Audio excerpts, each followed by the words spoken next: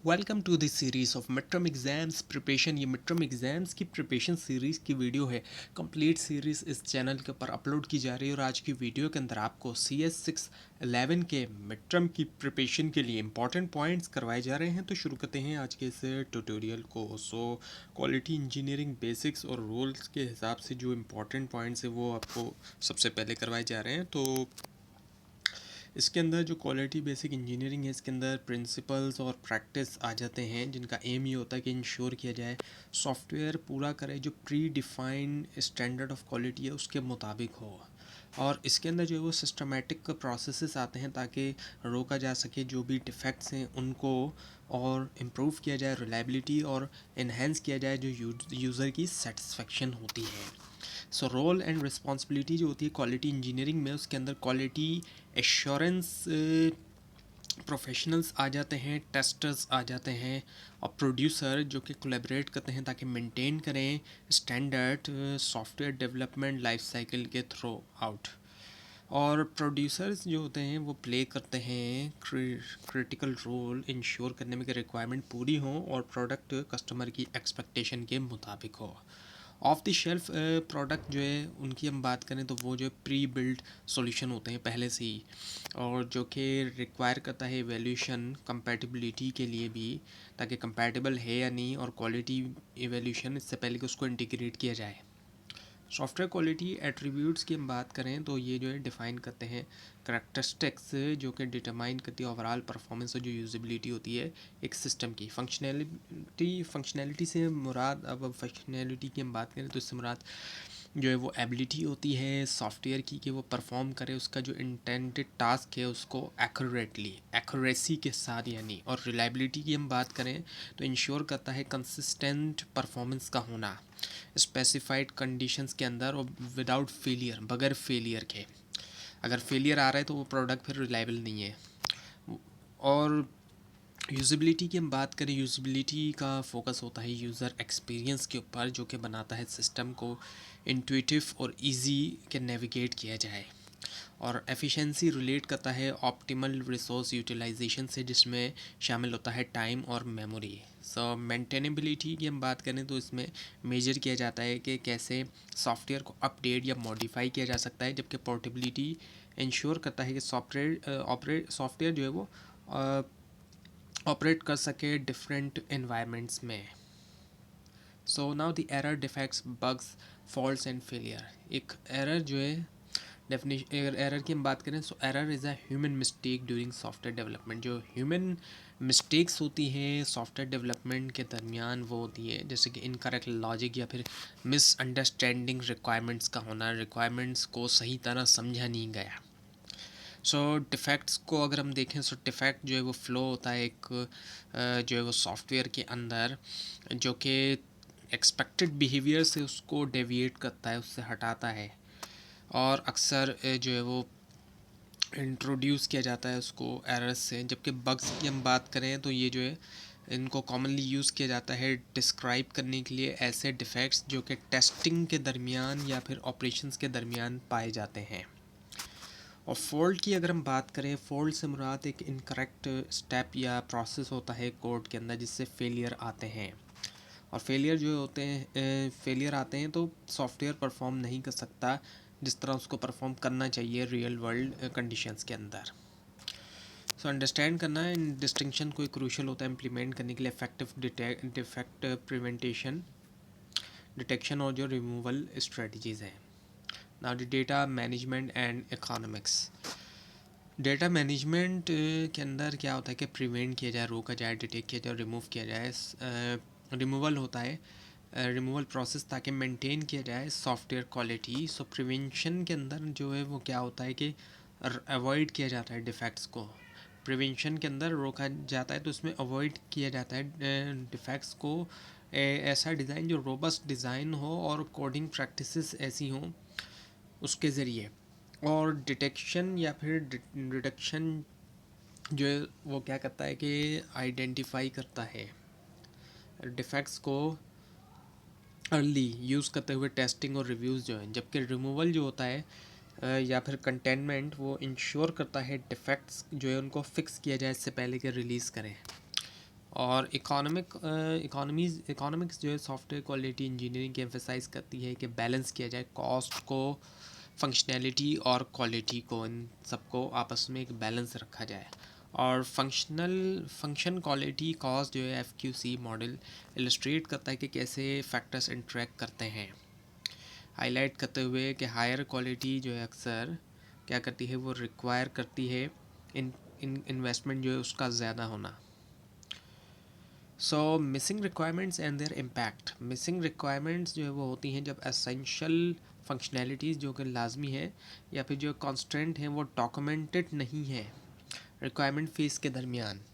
और ये जो ओवरसाइट होती है इससे फिर क्या होता है कि इनकम्प्लीट किस्म के सिस्टम्स आते हैं, यूज़र सेटिस्फाई नहीं होता, और रीवर्क की जो कॉस्ट होती है वो भी बहुत ज़्यादा होती है। जो कॉस्ट है मिसिंग रिक्वायरमेंट्स की, अगर हम उसको देखें तो उसके अंदर डायरेक्ट एक्सपेंसेस आ जाते हैं जैसे कि रीडिज़ाइन और टेस्टिंग, और इनडायरेक्ट कॉस्ट आ जाती है जैसे कि डिले होना डिलीवरी, और जो रेपुटेशनल डैमेज है वो भी साथ में। हल करना इन मिसिंग रिक्वायरमेंट को जितना जल्दी हो वो किया जाता है थॉरो एनालिसिस और स्टेक होल्डर की इंगेजमेंट के ज़रिए। Now the cost and risk analysis approach. जो कॉस्ट एनालिसिस है ये बेस करता है, कॉस्ट एनालिसिस जो है वो बेस करता है अप्रोचेस के ऊपर एवेल्यूएट करने के लिए जो फाइनेंशियल इम्प्लीकेशन है मिसिंग क्वालिटी रिक्वायरमेंट्स की, और फ़र्क करना जो डायरेक्ट और इनडायरेक्ट कॉस्ट है इन दोनों के अंदर फ़र्क होता है। डायरेक्ट कॉस्ट जो है उसके अंदर शामिल है एडिशनल डेवलपमेंट और टेस्टिंग एफर्ट, जबकि इनडायरेक्ट कॉस्ट में लॉन्ग टर्म मेंटेनेंस और कस्टमर डिससेटिस्फेक्शन है। इम्पैक्ट एनालिसिस होती है कि असेस किया जाता है कि कैसे मिसिंग रिक्वायरमेंट्स अफेक्ट करती हैं सिस्टम की फंक्शनैलिटी और यूज़र एक्सपीरियंस, प्रोवाइड करते हुए बेसिस जो है प्रायोरिटाइजेशन की। और रिस्क एनालिसिस जो है वो रिस्क एनालिसिस अप्रोचेस आइडेंटिफाई करती है पोटेंशियल रिस्क जो कि जुड़े होते हैं मिसिंग रिक्वायरमेंट्स के साथ।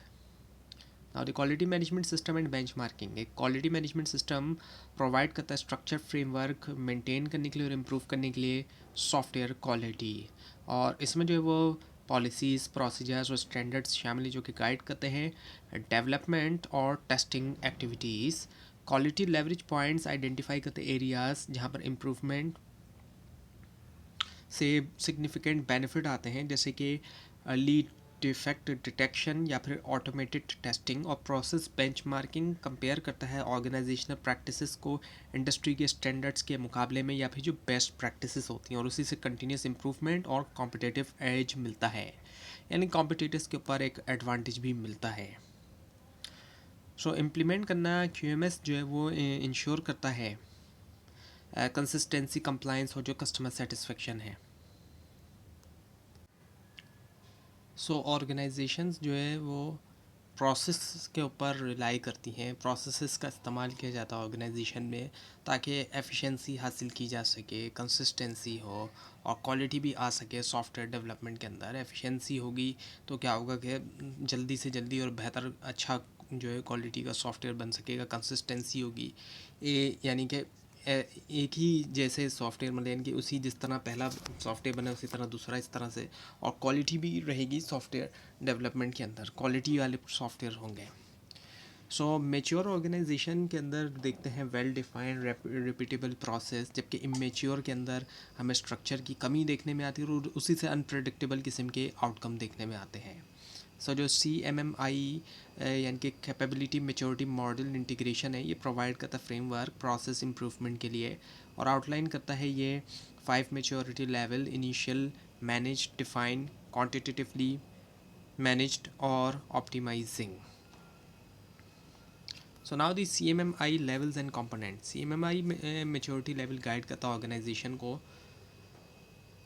एडहॉक प्रैक्टिसेस से ऑप्टिमाइज्ड प्रोसेसेस तक, और जो लेवल 1 है वो है इनिशियल, और उसमें अनप्रडिक्टेबल जो है वो प्रोसेसेस हैं, जबकि लेवल 2 के अंदर हम देखते हैं तो उसके अंदर मैनेज है, और 3 के अंदर डिफाइंड है स्टैंडर्डाइज प्रोसेसेस हैं ऑर्गेनाइजेशन के अक्रॉस। लेवल 4 में क्वांटिटेटिवली मैनेज्ड हैं, यूज़ किया जाता है मैट्रिक्स को कंट्रोल करने के लिए, और 5 के अंदर जो वो ऑप्टिमाइजिंग है, फोकस है कंटिन्यूस इम्प्रूवमेंट के ऊपर। सो जो कंपोनेंट है CMMI प्रोसेस मॉडल के, उसमें शामिल है प्रोसेस एरियाज, गोल्स और प्रैक्टिसेस जो कि कलेक्टिवली तौर पर सपोर्ट करते हैं कैपेबिलिटी डेवलपमेंट और the process improvement framework and teams. So process improvement framework provide करता है स्ट्रक्चर्ड अप्रोच इन्हेंस करने के लिए सॉफ्टवेयर डेवलपमेंट प्रैक्टिसेस, और इसमें शामिल होते हैं आइडेंटिफाई करना वीकनेस, इंप्लीमेंट करना करेक्टिव एक्शन, मॉनिटर करना प्रोग्रेस। प्रोसेस एक्शन टीम्स जो है वो क्रॉस फंक्शनल टीम्स होती हैं, क्रॉस फंक्शनल एरियाज़ के जो ग्रुप्स होते हैं जो कि रिस्पॉन्सिबल होते हैं एग्जीक्यूट करने के लिए टास्क इनिशिएटिव्स, और इनके टास्क में शामिल होता है एनालाइज करना करंट प्रोसेसेस, रेकमेंड करना चेंजेस और इंश्योर करना है कि अलाइनमेंट हो ऑर्गेनाइजेशन के जो गोल्स हैं उनके साथ, ऑर्गेनाइजेशन के गोल्स के यानी अगेंस्ट ना हो।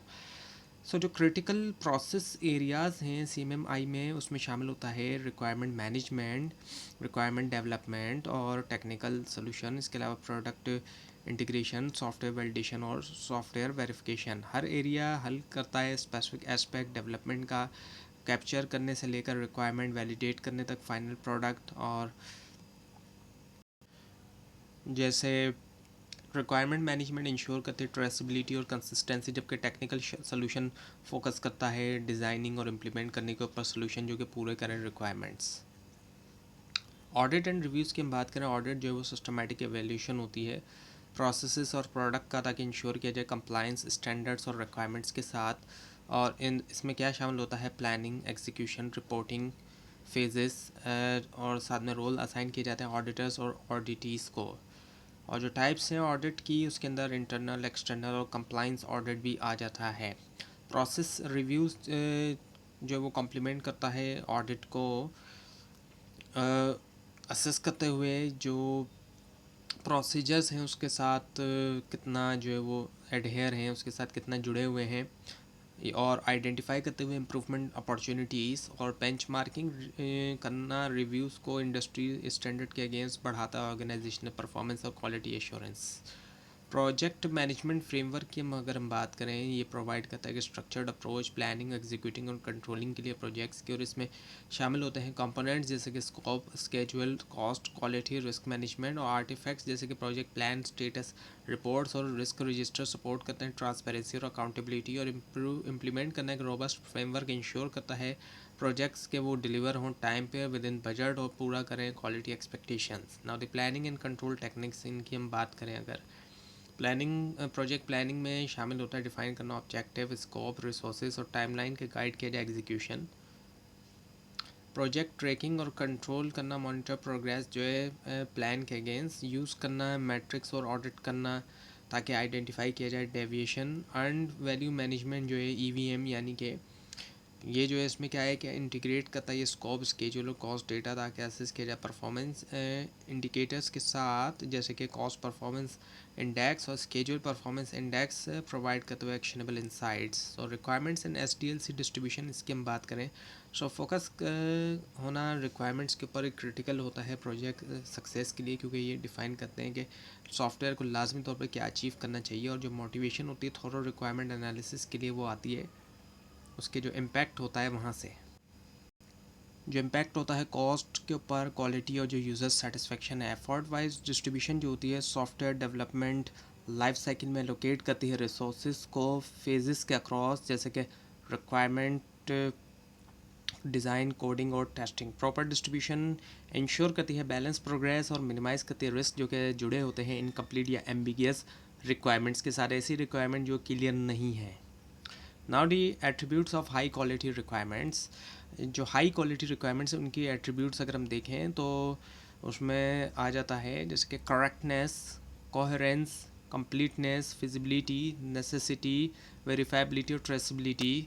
करेक्टनेस जो है वो इंश्योर करता है रिक्वायरमेंट के एक्यूरेटली तौर पे रिफ्लेक्ट करें जो स्टेक होल्डर की एक तो नीड है, जबकि कोहेरेंस के अंदर हमें लॉजिकल कंसिस्टेंसी दिखाई दे। जबकि कंप्लीटनेस में जब हम बात करें मुकम्मल होने की, तो उसमें तमाम नेसेसरी एस्पेक्ट शामिल हों। और फिजिबिलिटी जो है वो कंफर्म करे टेक्निकल और फाइनेंशियल वाइबिलिटी, जबकि नेसेसिटी जो है वो वैलिडेट करे इंपॉर्टेंस जो है वो हर रिक्वायरमेंट की। वेरीफाइबिलिटी अब अलाउ करे ऑब्जेक्टिव टेस्टिंग और ट्रेसिबिलिटी को लिंक करे रिक्वायरमेंट्स के साथ डिज़ाइन के लिए और इम्प्लीमेंटेशन के लिए। Now the functional requirements and templates. Functional requirements जो है स्पेसिफाई करते हैं कि what the system should do, क्या करना चाहिए सिस्टम को, और डिटेल दे रहे होते हैं इनपुट आउटपुट और इंट्रैक्शन। टेम्पलेट्स जो है स्टैंडर्डाइज करते हैं रिक्वायरमेंट डॉक्यूमेंटेशन, प्रमोट कर रहे होते हैं कंसिस्टेंसी और कंप्लीटनेस। और जो एग्जांपल है फील्ड टेम्पलेट्स की, ये दिखाता है कि कैसे कैप्चर करें फंक्शनल डिटेल्स इफेक्टिवली, और जिसमें शामिल है कंडीशंस, कंस्ट्रेंट और एक्सेप्टेंस क्राइटेरिया। और जो वेल डिफाइंड फंक्शनल रिक्वायरमेंट है वो सर्व करती है फाउंडेशन के तौर पर डिज़ाइन के लिए डेवलपमेंट और जो टेस्टिंग है इंश्योर करते हुए कि अलाइनमेंट रहे यूज़र की एक्सपेक्टेशन और प्रोजेक्ट गोल्स के साथ। तो ये था आज का लेसन। आपको इस बारे में कोई क्वेश्चन है और ख़ास तौर पे इसमें कोई मिस्टेक दिखाई दे ज़रूर हाईलाइट कीजिए। और इस पूरी सीरीज़ को देखने के लिए और एग्जाम्स की प्रिपरेशन के लिए, मिड टर्म और फाइनल टर्म की, इस चैनल को सब्सक्राइब कीजिए, बेल आइकन के ऊपर क्लिक कीजिए। Thanks for watching this video and best of luck.